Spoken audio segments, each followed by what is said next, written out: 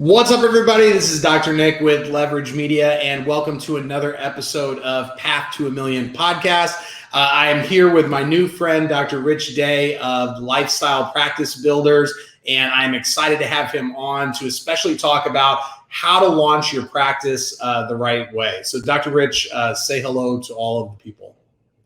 I will. Thank you, Dr. Nick. I really appreciate you asking me to be on. It's a pleasure. My wife couldn't be here today, but she's the better half for sure. And a little bit about us. We graduated in 2008 from Cleveland Chiropractic College, now Cleveland University. Started a practice from the ground up in a small town during a bad economic time. Some of you may remember that in 2008, it was a pretty bad situation. We came together with some money we have and a plan and some of our experience that we had. I had done other things in life prior to becoming a chiropractor. My wife had a business degree and her family owns businesses. And we were able to not only start a practice, but create a thriving practice, grow that practice. Fast forward to today, we've moved from that location. We hired associates. We unfortunately had to fire an associate. We've sold practices. We bought a practice out here in Kansas City. I work there part-time, so does my wife. And then she's raising our daughters. We have 3 small children now, and I'm also the director of clinical operations at my alma mater, Cleveland University, and I teach the business courses there as well. So we're fairly busy, but we love it. That's awesome. And you guys also have a podcast that helps chiropractors as well. What is the name of the podcast? It's called Lifestyle Practice Builders. Got it. Perfect. All right. So I wanted to, there's a lot of things that I think that you could be helpful with in terms of the listeners getting some value. So first I want to talk about kind of your practice experience, some of the different things that you've done. Then we'll talk about, what you're seeing in the schools and students coming out now, and are they better equipped now with the business side of things? And then we'll talk a little bit more about how you really think, especially with your coaching program, how you think people should be launching the right way and making sure that they're going to be successful in practice. So you said that you started in 2008, 2009, I think, in Erie, which is in Colorado. And I started my practices right before that. So I kind of saw what it was like pre-2008. Like when I got my first 2 loans, 0 money down, 100% financing. And I just got in under the wire before the whole thing, collapsed. Yeah. You sound like you were on the other side of that. What was that like as you started the practice, especially like in a smaller town? I would imagine it was a little bit buffered from some of the problems that happened on the coast or in really big cities. But what were some of the challenges that you ran into in terms of the economy? Well, we were on the back end of what you're talking about. We started I think our first day was February 2nd of 2009. So it had already hit the fan, as they say, and we were dealing with the repercussions of that. So one of the things, a year before we opened, we walked around that town and we talked to other businesses and said, what's it like to live here? What's it like to do business here? And we also talked to the chamber, but we wanted it straight from the horse's mouth. And it was a bustling, busy place. Erie's got an older core downtown middle section that's very quaint and really pretty. And then newer, sometimes multi-million-dollar homes that are in the outer areas. And it was growing and thriving. A year later, that wasn't the case. Businesses were not sure what they were going to do. Some people closed up. And some of our patients, you're so excited when you open, you have that first patient and your second patient, and then you go from hopefully 10 a day to more. But we lost patients. They would call up and say, my husband lost his job, got to move to Wyoming to start a new job. Got 3 weeks to get there. So it was a tough time. It was the biggest challenge was coming in gung-ho, ready to hit the pavement, make a difference, spread our message, and have other people with their mind on bigger worries. People yes, they take their health seriously, but when they don't have money coming in or things are seriously affecting their family, they're going to put that to the side to figure out what they need to do to really survive and make good moves for themselves. So that was tough to overcome. Yeah. their back pain or their headache, or maybe that weight they were thinking of losing, that was not at the forefront of their mind, and it made the conversation tough. And it was hard for us to think about that in a selfish way, because some people were literally losing their homes. So we understood, our hearts went out to them, but it was a challenge. When first of all, there wasn't as many opportunities to get your message out as there is now. Social media wasn't really like a thing for small business back then. When you combine the difficulty of getting the message out on top of an economic turbulence at the time, what were the ways that you utilized to build the practice back then? So we didn't have a lot of money to start our practice, like a lot of new people coming out of school. And we didn't have a lot of patience because nobody knew us and we were brand new. But what we did have an abundance of was time. We had no kids at that particular point. And so we leveraged our time to be as many places as we could. We joined the Chamber of Commerce. Haley became eventually the vice president of the Chamber of Commerce. We volunteered for as many events as we could. Helping out with the town fair was a big one. There were other things in Oktoberfest that they did, but any town festival we could be a part of. We went to every local business ribbon cutting that we could. And our question, our statement to them wasn't, "Hi, we're chiropractors. We want you to know we're here." Our question to them was, "What's your business about, and can we help you get the word out?" Right. Along with that, we joined an organization called B&I, Business Networking International, and I'd say a big chunk of our initial patients came from that networking group. And then the other one that we did, and I'm hitting the highlights, there's other things, but another big one that we did was have a grand opening, and we made a big deal out of it. We invited just about anybody that we could, all of our B&I group and everybody we could think of that came. We served refreshments and a little bit of alcohol, and we had a local artist come hang his art in our practice.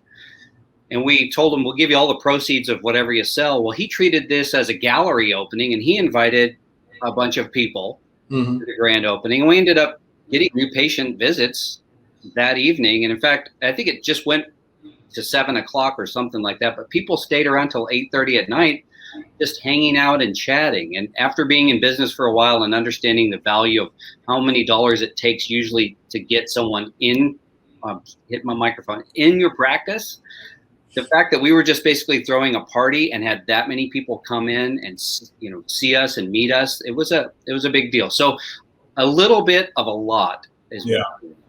In terms of relationship building, whenever I talk to somebody that started from scratch, especially people that started kind of pre-Facebook, almost everybody started with, getting out there, knocking on doors, talking to business owners, B&I, chamber, things like that. Right. But you can do all of those things and be unsuccessful at them. I know lots of people that have tried the chamber, tried B&I, and it hasn't been, some big success. Other people, it's amazing. It sounds like you're in that latter group. What is it that allowed you to really see a good ROI and make that a good use of your time when it comes to the networking? Well, I came in with an advantage in that one of my previous lives prior to being a chiropractor was being in sales.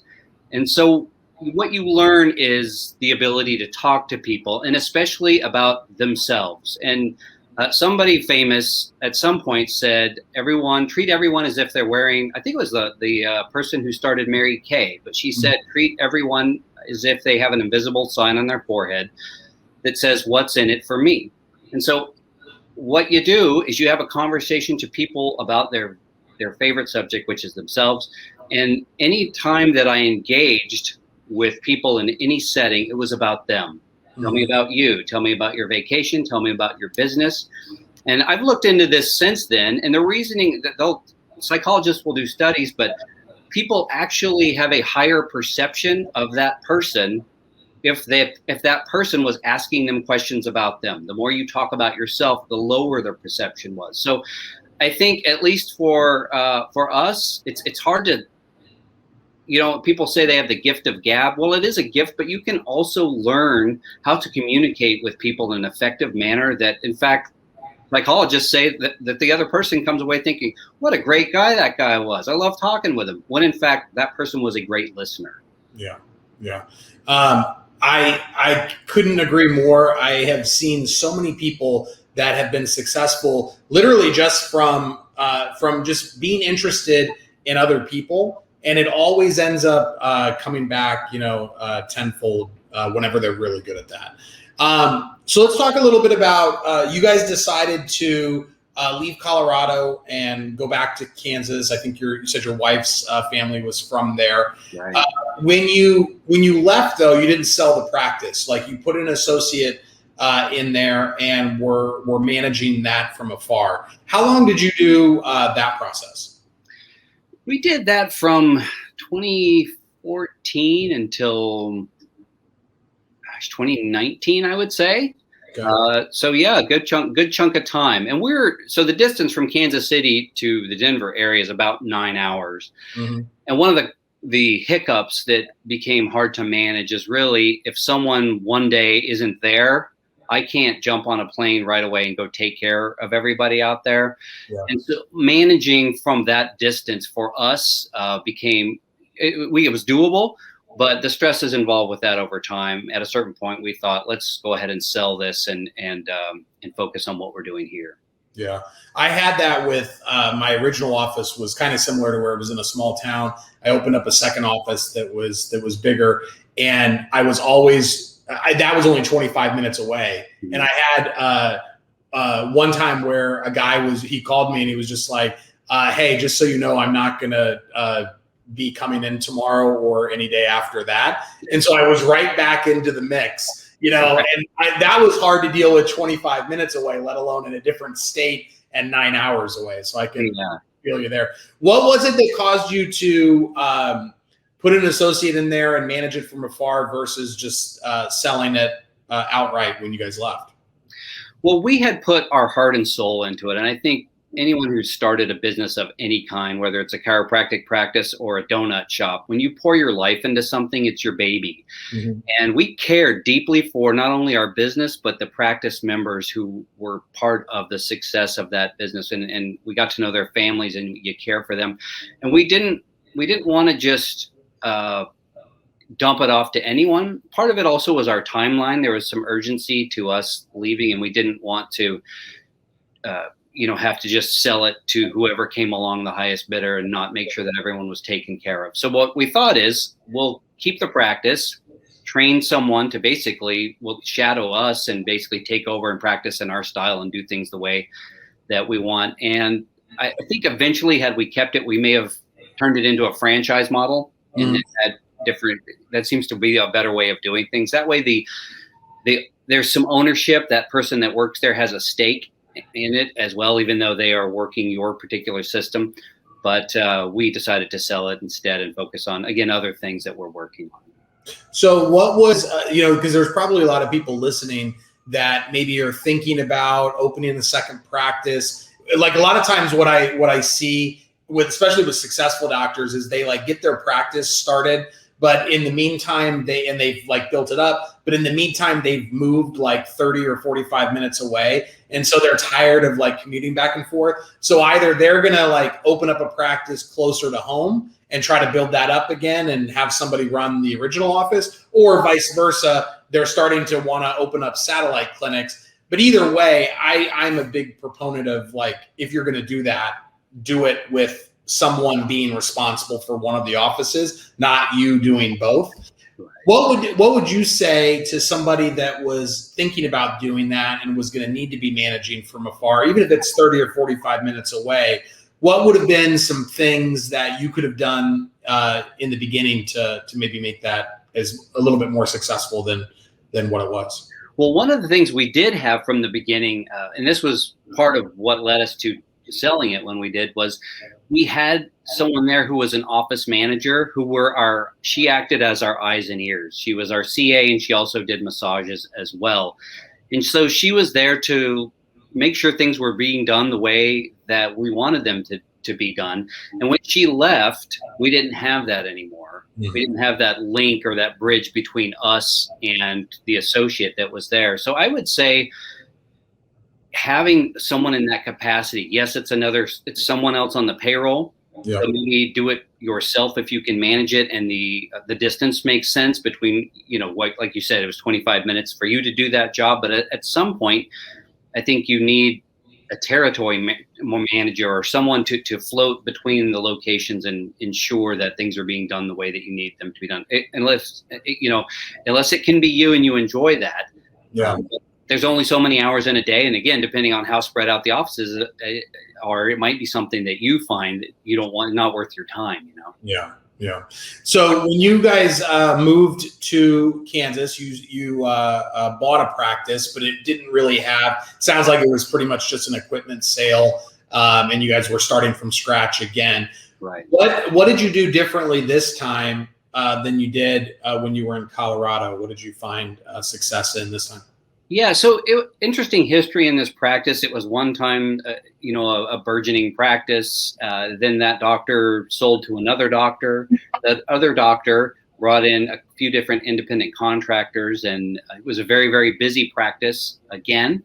But independent contracting is businesses literally within that business. So those independent contractors would sometimes come and go. So by the time we bought it, the doctor who owned it, the owner, his patient base had actually shrunk down pretty significantly, and that's why it was an equipment only sale essentially. But one of the independent contractors decided to stay on, and we have, I'm thinking we have four actually now rooms in that office. So I can practice in one, and my wife can share that room with me, and then we can have capacity for 3 others. So what we did was we built it into a practice that, like the other one, where it's full of independent contractors. And it's really great when you essentially have someone who's sharing in the overhead, reducing our cost. And we had some of that in Colorado, but not fully like we do out here. And it's allowed my wife and I to step out of practice full time.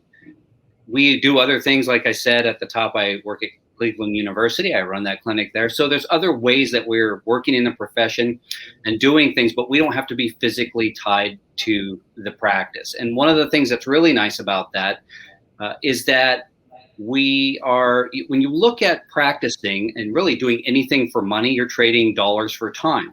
But when someone else can be generating income for you and it's not taking your time, it's like double dipping.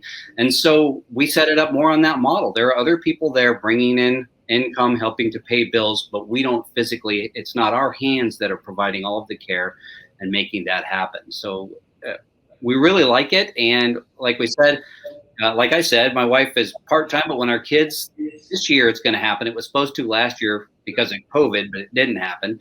But our youngest is going to start school in the fall, and now all of our kids will be in school, and that will allow her to step back in to practice. And so this new model has given us that freedom to be able to do that. That's great. And you've had associates, you've now had independent. I don't talk to a lot of people that have independent contractors in their office, so that's always a little bit interesting to me. What have you found are the pros and cons between independent contractor versus an associate? Well, the pros, I mean, like I said, you've got someone else bringing in income, hopefully. Now, the con is to that, if they if they're not a good fit from a personality standpoint, we've been very fortunate. Everyone we've had gets along with everybody else. Yeah. But I've got friends that have a similar model, and that's not always the case. You can have one person that's fighting for territory, or they'll say, I don't want to pay as much as the other person because I don't use that eSTEM machine, and why should I have to pay the same amount to rent space here as the person who uses all of these other resources? So, bringing a new person in the mix can upset the balance. You always have the danger of somebody, because an independent contractor is truly independent, right? There is no non-compete clause with that. So somebody could potentially come in, build up their practice, and then take it down the street a block away. Yeah. And so, you have to weigh whether that's worth it or not for you, if that's a big deal. We've been fortunate. Well, we've had one person, they went right upstairs. We were in a multi-unit. but she practices in a completely different way, more on the 𝗵𝗊𝘂 side. And so that doesn't compete apples to apples with what we do. And then the other person went about 20 minutes down the road. So for us, it's been a really good model with not a whole lot of downside. And do you guys do a flat fee, or is it a percentage of their collections? What's the what have you found to be the best in terms of collecting money from the independent contractors? Yeah, so we try to keep things on the straight and narrow. The IRS looks, if you do it for an extended period, they frown upon things like collection, percentage-based collection. So we do a flat rental, and they're responsible for, like I said, they're doing a business within a business. But the way we set the rent and everything, they're bringing in additional dollars into our pocket, which is nice for us as well. Yeah, that's great. Now, you said that you've been working at the university for 7 years now. What have you seen in terms of the education of the future chiropractors, in terms of business, in terms of marketing, in terms of being able to start out in a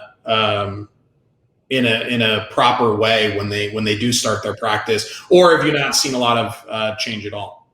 I tell you, I know most about where I'm at, obviously, but when I graduated, which was 2008, we had one trimester of business, and that was it.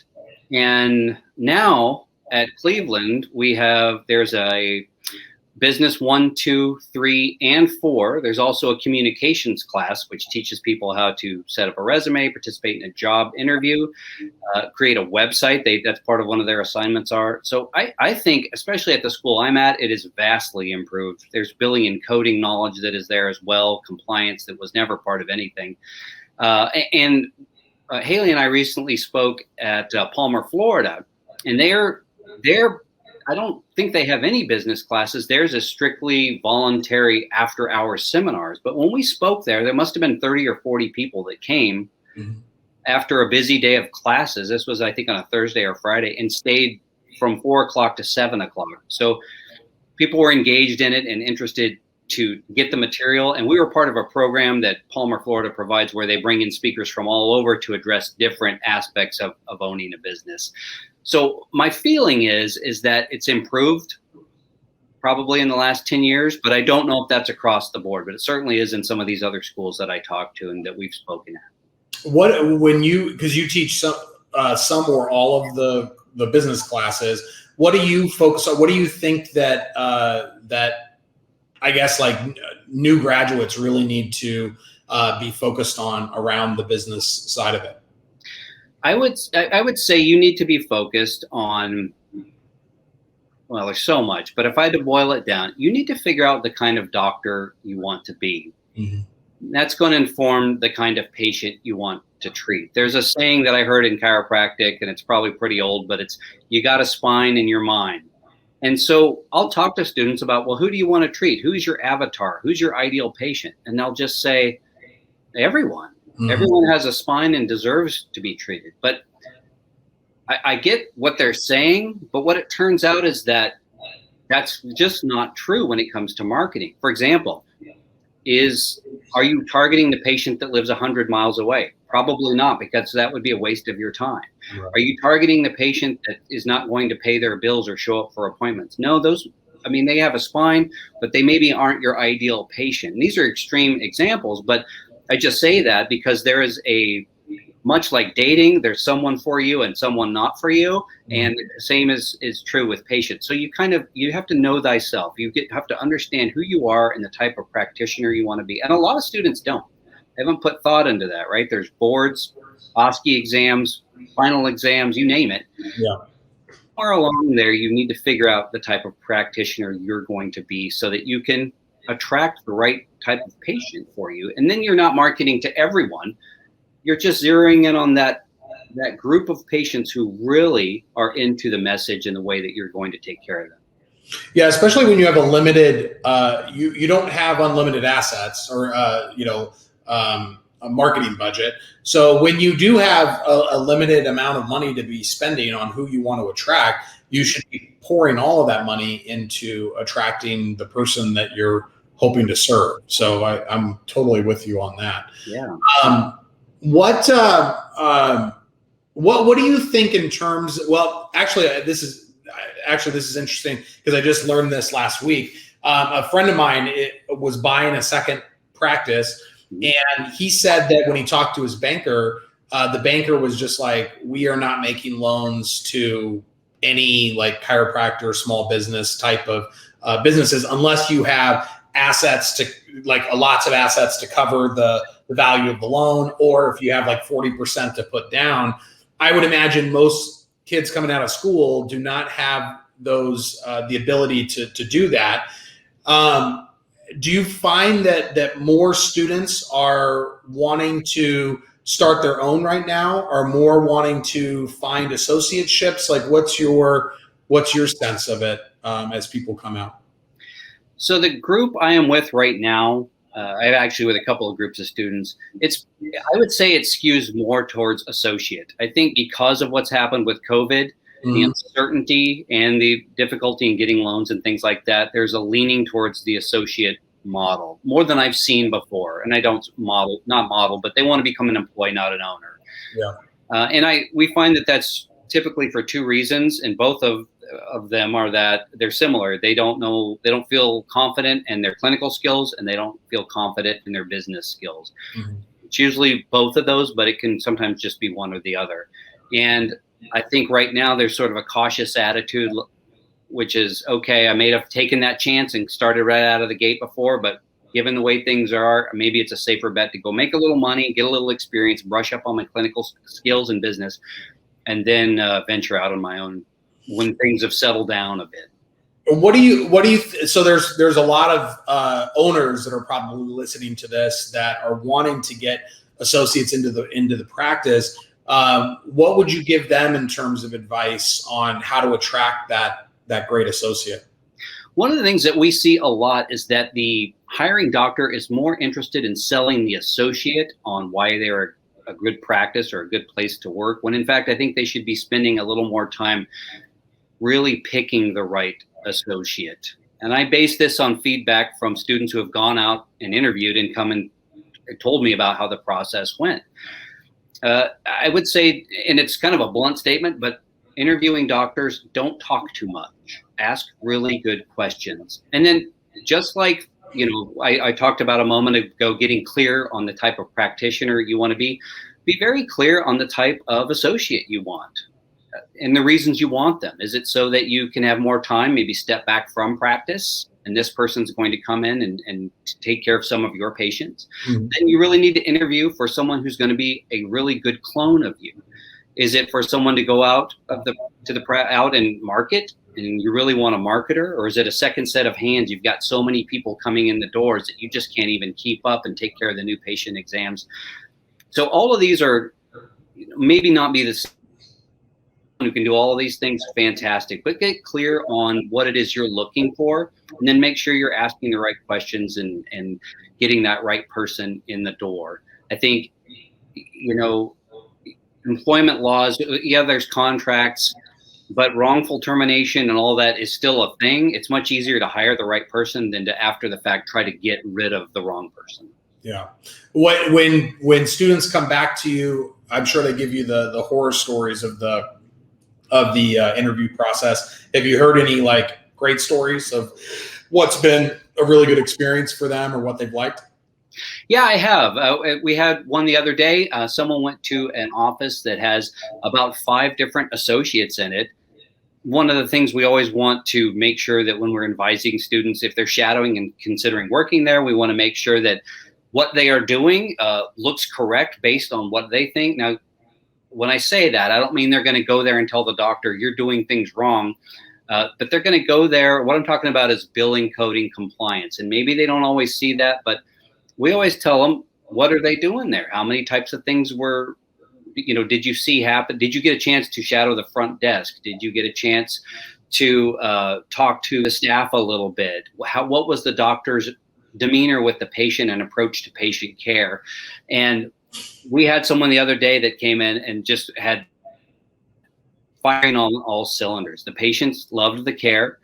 The patients were receiving individualized care plans and not necessarily just, one size fits all type of care. Mhm. And they had their CA on staff was, at least from what they saw, was handled some of the billing and coding advising to help make sure that it was being done correctly. So that's from our standpoint, when we are advising people on how to go out and do things correctly, because we've had the opposite. We've had people go out and unfortunately work for people who aren't doing things ethically, or perhaps even violating some compliance laws. And you can not know what you're getting into until you're in it.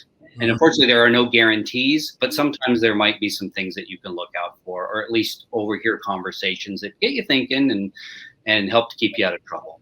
Great. So let's talk about the Lifestyle Practice Builders. That's the coaching program that you and your wife run. Who are some of what is it that you're focused on in terms of teaching and training, and who's the ideal fit for you guys? The ideal fit for us is someone who is a self-starter, who doesn't have a shortage of the ability to get things done, but maybe doesn't know what to do in the order that they need to be done. And being coachable, I think, is a big part of that. Anyone who's ever coached anybody in any capacity, be it a sports team or business or personal trainer, if the person doesn't listen, doesn't follow up, doesn't have urgency to the things that you do, doesn't start seeing the pieces fit together, then it becomes burdensome on the coach. And it's not a win for the coach. It's not a win for the person who is being coached.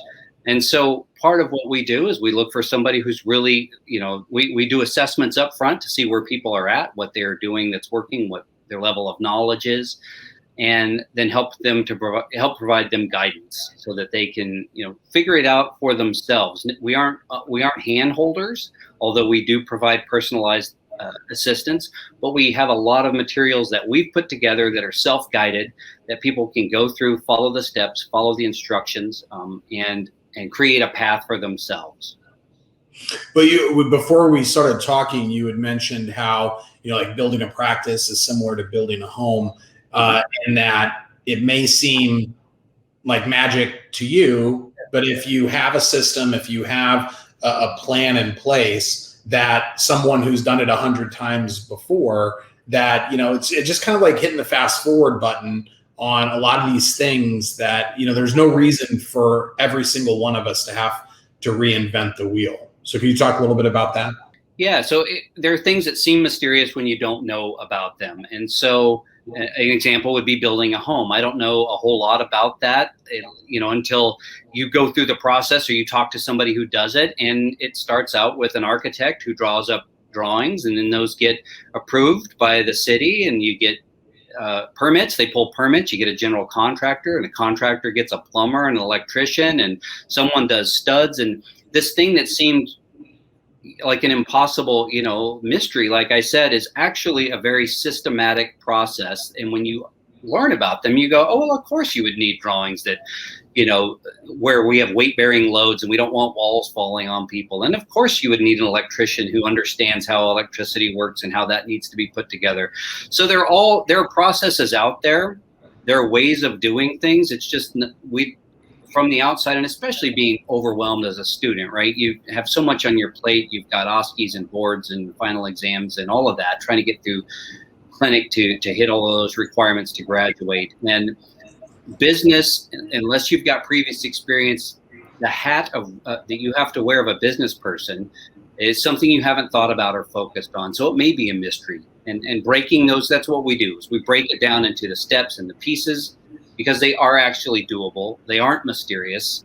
Sometimes people need some help in getting there and putting it together. Gotcha. So if somebody was maybe the ideal person, like situation that somebody would be in to get help from you guys would be somebody who's looking to start their practice and make sure that they get off on the right foot and do it the right way. Yeah, well, that's overwhelmingly where we're focused, is getting people kind of that bridge from student into practice and through that first year. We've also helped people who have been maybe not getting the results that they're wanting after a year or so. And so we do kind of an audit of what's going on patient-wise and their KPI, and try to help them figure out where they're losing some money. And on that subject, by the way, I think a lot of people are focused on money that comes in the front door, meaning patients that come in the front door, right. But they lose money out the back door by not really, they're not capturing the billing. They don't understand billing well enough. They're letting things go without calling and finding out and following up with them. And we've seen that, especially with new practices. Things start rolling and suddenly there's just more work there than the doctor has time to do, right. Especially if they're wearing all the hats. And so they just sort of hemorrhage money out the back door, but they're still worried about paying for the marketing to get them in the front. So helping them figure this out, kind of stop the bleeding, and then focus is another thing that we do as well. Great. What would you say in that, basically, like, they've decided they want to start a practice, they're pre-launch, through that first year, what would you say the top 3 things that a doctor that's going through that process really needs to focus on? At the risk of not being original, low overhead. I would say understanding what it takes from an overhead perspective. And when I say overhead, your personal overhead and your business overhead. If you add up everything you're responsible for on a monthly basis, your meals, place to live, all of that, and let's say that that's $2,000 a month, well, then that's $24,000 a year that's got to come from somewhere. Mm-hmm. Now, let's say you've signed a lease, and that's $3,000 a month, and then you add your business expenses on top of that. Well, suddenly you're looking at, and I'm bad at math, but what, $80,000, $90,000 just to pay for your own food, and your business. Yeah. And this is with nothing else. And so if you've never thought those things through and understand this is part of the deal, then you don't have a good starting place. Whether you're starting as an associate and you say, can I afford this salary? Well, you have to know what you can afford. What are your expenses? Or I want to sign a lease. I had someone come to me and show me a lease, and it was $7,000 a month, and it was in Montana. And it was in a hipster area with hipster businesses going in all around, but I just couldn't get past $7,000 a month in overhead. And it was a 10-year lease. Yeah. And I just said, I think with the amount of overhead you have, there's we don't have to, if you look at software, they don't come out with version 10.0. There's usually a 1.0 and a 2.0 and a 3.0. My recommendation was do a 1.0 and you can build up. Right. And so I guess that would be my second piece of advice that goes along with the low overhead is you have in your head a big dream, but start small. I mean, that path, at least to me, to $1 million, it starts small so that you can get in business, then stabilize, then profit, and then transition and grow. Well, I think you said it right that, sometimes people separate those personal and business expenses as if they're 2 different things. But if you're a single doctor practice, those are the same things. It's all one big pot of money, and you either have to pay for your life or your business life, but you've got to make enough to not be losing sleep every night. And I agree with you. That's how I started was with low overhead. And when I really got into a stressful point in practice, it's because I added overhead that I did not need. But before that, when I was a very low overhead, just having the one practice, it was an easy life, and if you're just looking to have a single practice, I totally agree to start off, because there's always time, like you said, there's always time for the 10.0. You can always live the dream life and have the big house and have the nice car after you've established that you know what you're doing and that you're able to consistently do it. Because just because you have one good month doesn't mean you're going to have, a bunch of other good months. So, well, and that's what we see. We see people let their foot off the gas because they had a good month. Yeah. And then they have a down month, and then they don't know what's going on. Well, you can't let your foot off the gas, especially when you're brand new in business. Right. It's not time to plan that vacay. It's time to double down and get rolling, because you're always planning for the day when that's not there. So just keep it pushing. And a little bit of our success, in fact, maybe a lot of it, was that we were running like we were on fire. I mean, we just were not going to fail, and we weren't going to get comfortable and complacent. And we went. And we had a business landline. This was in Colorado that we would always forward to our mobile phone at lunch. There were times I'm coming home at 7 o'clock. My wife's at home making dinner. I get a phone call and I answer it, and someone says, "Doc, oh, I'm so glad you're there. I want to come in. I'm hurting. Can I?" And I do a U-turn. I say, "Yeah, I'll meet you." And I go in there. Now I could have told that patient no, but I was willing. And I guess this would be my number 3, right? I had low overhead, and then the second one. All 3 of yours were low overhead. All 3. Well, I'll give you a 4th one. How about that? A 4th one is be willing to do what others aren't. Yeah. Because there was a doctor 2 blocks from us when we opened that practice, and he sure the heck wasn't staying and doing what we did. We worked Saturday mornings. We found that if we worked 2 hours on Saturday mornings, we saw a large number of folks, and a lot of those were new patients. And when you do the math on the lifetime value of a new patient and then who they're going to refer into your practice, that 2 hours we spent, right, from 10 to noon was huge for us. And the guy down the street wasn't willing to do that. Eventually, he hired someone to do that for him because I think he realized that we were there doing what we were doing. But a lot of people that get comfy and cozy, that they're right where they want to be in terms of lifestyle and revenue, and that's fine. But when you're starting out, maybe be offering something that the other person's not willing to offer. I totally agree with that. Well, Rich, I have really appreciated the time and the expertise. Are there any closing words that you'd like to share with the audience that maybe we didn't get to? You know, there is. I think if you look at anyone who has success, and I'm going to give 2 examples of that, but let's say the first one is someone who's going to chiropractic school, right?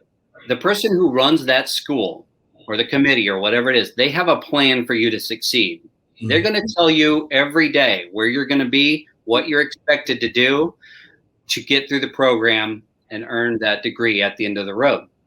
If you are playing for the NFL and you make it to the Super Bowl, the coach isn't going to say, I have a huge multi-million-dollar payroll here. I know we got this. That coach is going to put into place with his staff a series of things they are going to tell you to do every day. Do it, do it, do it. Discipline yourself. Be better. There's always one person better, one person taller, one person stronger. A lot of people, unfortunately, is how that is. And so my advice is have a plan. Have a plan for yourself. Make a plan for yourself. If you don't have a plan for yourself, find people to help you create that plan, whether it's a path to having one single successful practice or, like you, a path to $1 million with maybe multiple practices. Whatever that is, you have to have a plan and seek out those who can advise you on how to create that plan. I agree. Everybody needs a coach. Everybody needs that support staff around them and a plan to be successful. So, Rich, I appreciate it. I think that you added to lots of people's plans today, and we will see you on the next episode.